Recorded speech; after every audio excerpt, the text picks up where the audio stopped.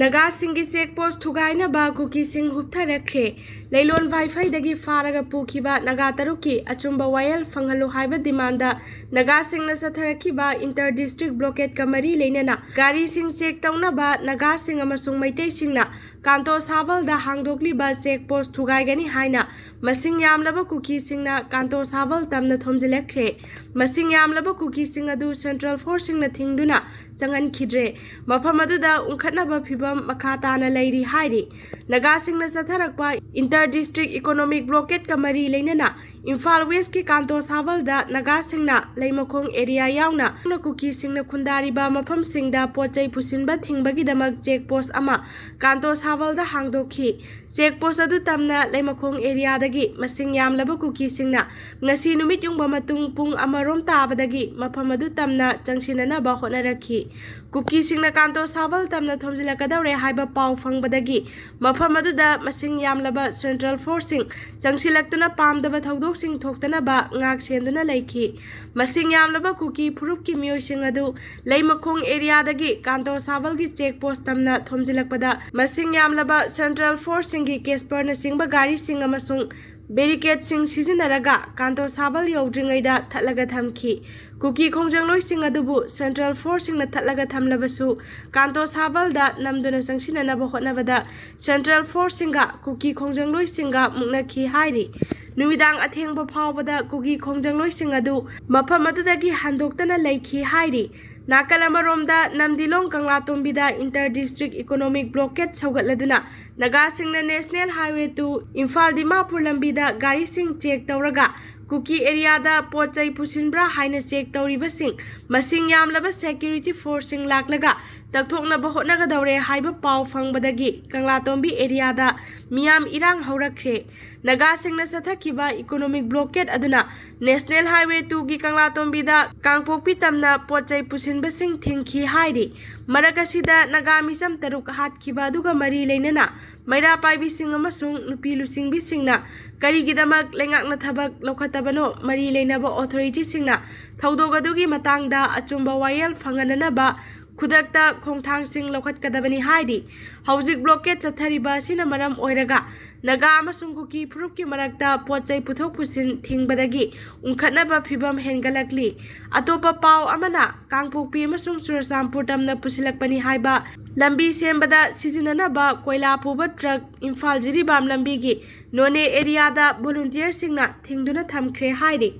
Su agreement amadi Anauba District Tariat Sem Kivagi Matangda MPCC na thamkiba wafam UNC na yaningdaba phongdorakli kuki militant singa taunariba su agreement chapsaba roadmap ama yaudana laukhatpa thaurang oibana phumduna leiramba maigi ching pokhairakpani UNC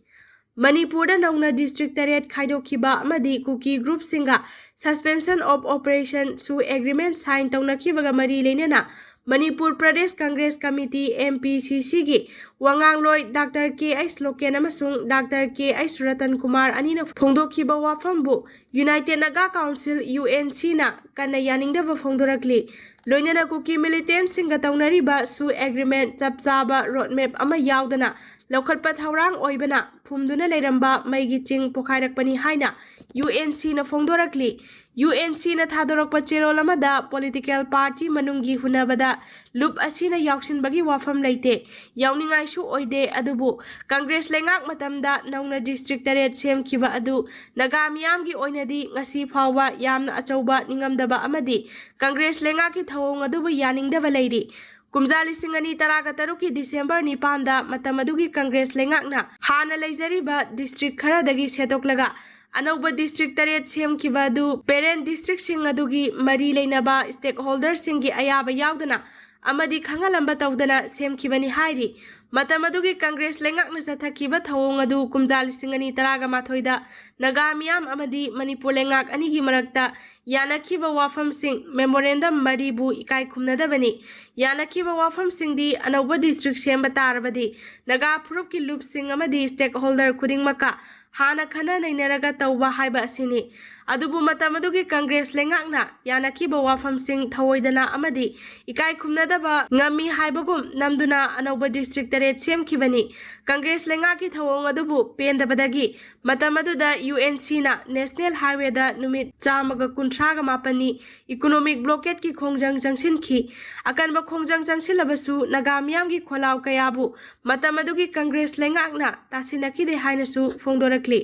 अदुबु मणिपुरदा BJP ना रुसिंगबा अनौबा लेंगाक लाकपदगी कुमजा 2013 union home ministry की माइकैदगी UNC दा बार्टोन तौरक्तुना government of India government of Manipur अमसुंग UNC अहुमगी मरक्ता नौना डिस्ट्रिक्ट तरेट सेमखिबदुगी मतंगदा नाकल अहुमगी मरक्ता वारी सानबा हौरखिबनी नाकल अहुमगी मरक्ता इकोन कोनबा ओइना कुमजा 2015 की जनवरी 30 सानखिबगा लोइनना मथंगी वारी सानबदा स्टेट गवर्नमेंट की माइकैदगी चप चाबा वाफम अमा थमनबसु यानखिबनी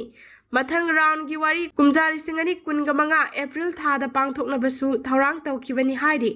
चेरोल असिनसु एग्रीमेंट की मतंगदा पल्लदुना मतम अदुगी कांग्रेस लेंगा की थौरांग मखादा कुमजा 2009 दा चप चाबा वारोसिन अमा पुरकनबगी थौरांग अमता यावदना लेंगा का कुकी मिलिटेंट सिंगा सु एग्रीमेंट अदु साइन तौनखिबनी चप चाबा रोड मैप अमा यावदना लौखटपा थौरांग ओइबना फुमदुना लेरंबा मैगी चिंग पोखाइरकपनी मधु हौजिक लमदम असिगी मियामना उरिबा असिमकनी अमरोमदा ngasi फावबा पाखुम फंगबा ngamdana लेरिबा वाफमदी सु केम्पसिंग करिगिदमक इम्फाल वैली की अकोइबा अमदी नागा एरिया की चिंखोंग चिंयादा थमलिबनो हाइबा असिनी थवोंग असिमकना स्टेट कैपिटल अमदी येलहौमिसिंगी सिक्योरिटी दा चावना सिंगनरखिबनी हाइबा वाफमसु थमलकली नाकल अमरोमदा MPCC की वांगांगलोय अनिना फोंदोखिबा वाफम अदुमक लमदम असिगी येलहौमिसिंगी अपामबगी मायोक्तनी लमदम असिगी येलहौमिसिंगना ngasiमक कुकी मिलिटेंट सिंगा तौनरिबा सु एग्रीमेंट तोकदबनी हाइना लाउरिबनी अदुबु कांग्रेसना पॉलिटिकल पार्टी अनी की मरक्ता हुनबदा खुलाई ओइना सिजिनदुना वाफम सिंग असिगी मतंगदा पुथोक्तुना अरानबबु अचुंबा सानबा होनरकपा लाइबक थीबनी हाइनसु UNC की माइकैदगी फोंदोरकली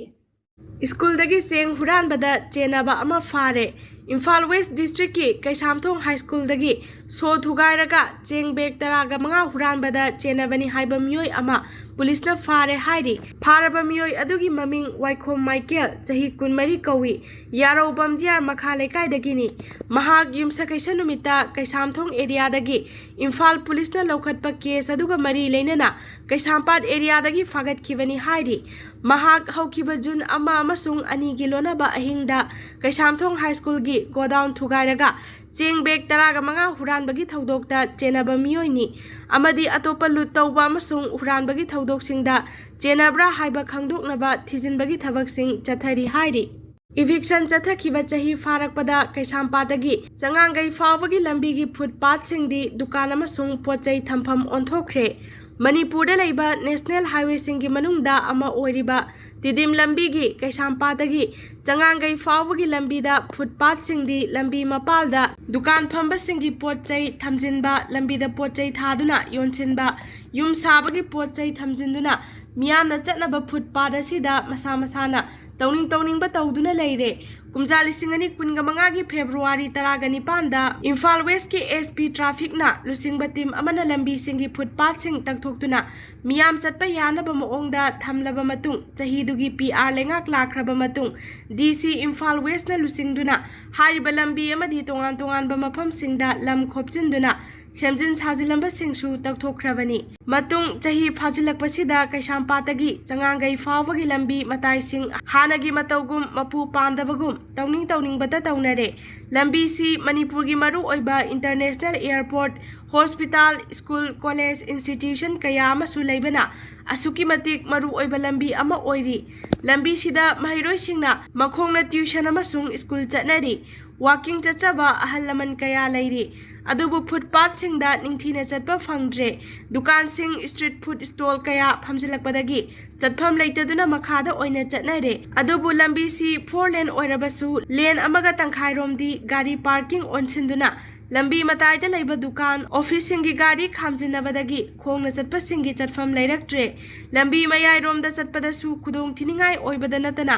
ꯂꯝꯕꯤꯁꯤ ꯑꯦꯛꯁꯤꯗꯦꯟ ꯀꯌꯥꯁꯨ ꯇꯠꯇꯅ ꯊꯣꯛꯂꯤꯕꯅꯤ꯫ ꯄꯥꯎꯆꯦꯁꯤꯅ ꯉꯁꯤ ꯆꯠꯇꯨꯅ ꯌꯦꯡꯁꯤꯜꯂꯨꯕꯗꯁꯨ ꯐꯨꯠꯄꯥꯠꯀꯤ ꯑꯌꯥꯝꯕ ꯁꯔꯨꯛ ꯆꯠꯐꯝ ꯂꯩꯔꯝꯗ꯭ꯔꯦ꯫ ꯃꯤꯇꯔ 100 ꯐꯥꯅ ꯆꯠꯄ ꯌꯥꯕ ꯂꯝꯕꯤ ꯂꯩꯔꯝꯗ꯭ꯔꯦ꯫ ꯑꯌꯥꯝꯕꯅ ꯗꯨꯀꯥꯟ ꯐꯝꯖꯤꯟꯕ, ꯄꯣꯠꯆꯩ ꯄꯩꯁꯤꯟꯕꯅ ꯑꯌꯥꯝꯕ ꯑꯣꯏꯔꯝꯃꯤ꯫ ꯇꯤꯗꯤꯝ ꯒ꯭ꯔꯥꯎꯟ ꯃꯄꯥꯗ ꯋꯥꯀꯤꯡ ꯆꯠꯂꯝꯕ ꯀꯩꯁꯥꯝ ꯃꯦꯛꯁ ꯆꯍꯤ 18ꯅ ꯄꯥꯎꯆꯦꯁꯤꯗ ꯐꯣꯡꯗꯣꯔꯛꯄꯗ ꯅꯨꯃꯤꯠ ꯈꯨꯗꯤꯡꯒꯤ ꯑꯗꯨꯃꯛ ꯋꯥꯀꯤꯡ ꯆꯠꯂꯤ, ꯑꯗꯨꯕꯨ ꯂꯝꯕꯤꯒꯤ ꯃꯇꯥꯏ ꯊꯤꯕꯗ ꯂꯝꯕꯤ ꯃꯌꯥꯏꯗ ꯆꯠꯄꯁꯨ ꯌꯥꯎꯔꯦ꯫ ꯂꯝꯕꯤꯒꯤ ꯃꯇꯥꯏ ꯑꯃꯗꯤ ꯐꯨꯠꯄꯥꯠꯁꯤꯡ ꯑꯌꯥꯝꯕ ꯗꯨꯀꯥꯟ ꯐꯝꯖꯤꯟꯕ, ꯒꯥꯔꯤ ꯈꯥꯝꯖꯤꯟꯕꯅ ꯈꯣꯡ ꯂꯝꯕꯤ ꯂꯩꯇ꯭ꯔꯦ꯫ ꯂꯝꯕꯤ ꯑꯁꯤꯗ ꯑꯦꯛꯁꯤꯗꯦꯟꯁꯨ ꯑꯁꯨꯛꯀꯤ ꯃꯇꯤꯛ ꯃꯔꯥꯡ ꯀꯥꯏꯅ ꯊꯣꯛꯏ꯫ ꯃꯁꯤ ꯃꯃꯥꯡꯗꯁꯨ ꯂꯩꯉꯥꯛꯅ ꯏꯚꯤꯛꯁꯟ ꯇꯧꯗꯨꯅ ꯂꯧꯊꯣꯛꯈ꯭ꯔꯕꯅꯤ, ꯑꯗꯨꯕꯨ ꯀꯨꯏꯁꯤꯜꯂꯛꯂꯒ ꯍꯦꯛꯇ ꯀꯥꯎꯊꯣꯛꯄꯒꯨꯝ ꯍꯥꯟꯅꯒꯤ ꯐꯤꯚꯝꯗ ꯍꯟꯖꯤꯜꯂꯤ꯫ ꯍꯤꯡꯅꯕꯒꯤꯗꯃꯛ ꯁꯦꯜ ꯇꯥꯟꯗꯕ ꯌꯥꯗꯦ, ꯁꯦꯜ ꯇꯥꯜꯂꯤꯕꯅꯤ ꯍꯥꯏꯗꯨꯅ ꯃꯤꯌꯥꯝꯗ ꯑꯀꯥꯏꯕ ꯄꯤꯒꯗꯕ ꯃꯑꯣꯡꯗꯤ ꯇꯧꯍꯟꯅꯤꯡꯗꯦ꯫ ꯁꯤꯚꯤꯛ ꯁꯦꯟꯁꯀꯤ ꯆꯥꯡ ꯋꯥꯡꯅ ꯂꯩꯍꯟꯅꯤꯡꯏ꯫ ꯂꯝꯕꯤꯁꯤꯗ ꯆꯍꯤ ꯌꯥꯝꯂꯕ ꯑꯍꯜ ꯀꯌꯥ ꯋꯥꯀꯤꯡ ꯆꯠꯅꯔꯤ, ꯑꯗꯨꯕꯨ ꯂꯝꯕꯤ ꯃꯇꯥꯏꯗ ꯆꯠꯐꯝ ꯂꯩꯇ꯭ꯔꯕꯅꯤꯅ ꯂꯝꯕꯤ ꯃꯌꯥꯏ ꯅꯛꯅ ꯆꯩꯁꯨ ꯑꯃꯒ ꯑꯃꯒ ꯆꯠꯅꯔꯤꯕꯁꯤ ꯌꯦꯡꯕꯗ ꯅꯨꯡꯉꯥꯏꯇꯦ꯫ ꯑꯁꯣꯏ ꯑꯉꯥꯝ ꯊꯣꯛꯀꯗ꯭ꯔꯥ ꯄꯥꯈꯠꯂꯤ꯫ ꯃꯔꯤ ꯂꯩꯅꯕꯁꯤꯡꯅ ꯃꯤꯠꯌꯦꯡ ꯆꯪꯕꯤꯌꯨ ꯍꯥꯏꯅ ꯐꯣꯡꯗꯣꯔꯛꯈꯤ꯫ ꯀ꯭ꯋꯥꯀꯩꯊꯦꯜꯗ ꯇ꯭ꯌꯨꯁꯟ ꯆꯠꯂꯝꯕꯤ ꯃꯍꯩꯔꯣꯏ ꯁꯨꯁꯃꯤꯇꯥ ꯆꯍꯤ 22ꯅ ꯄꯥꯎꯆꯦꯁꯤꯗ ꯐꯣꯡꯗꯣꯔꯛꯄꯗ ꯂꯝꯕꯤꯁꯤꯗ ꯅꯨꯡꯇꯤꯒꯤ ꯈꯣꯡꯅ ꯆꯠꯂꯤ, ꯑꯗꯨꯕꯨ ꯒꯥꯔꯤ ꯑꯃꯗꯤ ꯃꯤ ꯌꯥꯝꯅ ꯆꯤꯟꯕ ꯑꯣꯏꯕꯅ ꯌꯥꯝꯅ ꯀꯤ꯫ ꯐꯨꯠꯄꯥꯠꯁꯨ ꯐꯖꯅ ꯆꯠꯐꯝ ꯂꯩꯇꯦ꯫ ꯃꯔꯝ ꯑꯁꯤꯅ ꯂꯝꯕꯤ ꯑꯁꯤꯒꯤ ꯐꯨꯠꯄꯥꯠꯁꯤꯡ ꯑꯁꯤꯗꯤ ꯈꯣꯡꯅ ꯆꯠꯅꯕ ꯊꯝꯍꯟꯅꯤꯡꯏ꯫ ꯑꯇꯣꯞꯄ ꯆꯥꯎꯈꯠꯄ ꯂꯩꯕꯥꯛꯁꯤꯡꯗꯗꯤ ꯑꯁꯤꯒꯨꯝꯕꯁꯤ ꯑꯃꯠꯇ ꯇꯧꯅꯗꯦ꯫ ꯇ꯭ꯔꯥꯐꯤꯛ ꯔꯨꯜ, ꯖꯦꯕ꯭ꯔꯥ ꯂꯥꯏꯟ, ꯐꯨꯠꯄꯥꯠꯁꯤꯡ ꯐꯖꯅ ꯈꯪꯅ ꯆꯠꯃꯤꯟꯅꯁꯤ ꯍꯥꯏꯕ ꯋꯥꯐꯝ ꯐꯣꯡꯗꯣꯛꯈꯤ꯫